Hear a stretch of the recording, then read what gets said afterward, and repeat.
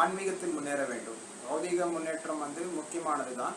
அதை விட முக்கியமானது ஆன்மீக முன்னேற்றம். பிரம்மன் பிரம்மன் என்பதை நாம் உணர வேண்டும். பிரம்மனை உணர்ந்து அதற்கு பிறகுதான் ஆன்மீக வாழ்க்கை துவங்குகிறது. பிரம்மனை உணர்வதற்கு தான் ஆன்மீக வாழ்க்கை துவங்குகிறது. பிரம்மபூத பிரசன்னாத்மா ந சோச்சதி ந காங்ஷதி. பிரம்மனை உணர்ந்த பொழுது நாம் எதற்காகவும் ஏக்கம் அடைவதில்லை, எதற்காகவும் வருத்தம் அடைவதில்லை.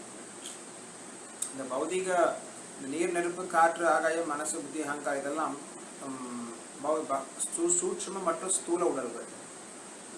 பூமிராப்போ அனலோவாயு கம்மனோ புத்தி ரேவச்ச அகங்கார இத்தியமே பின்னாமே பிரகிருதி ரஷ்டதான் கிருஷ்ணன் சொல்றாரு.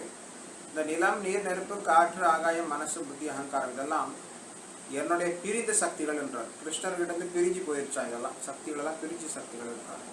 என்னோட பகிரங்க சக்தின்றது.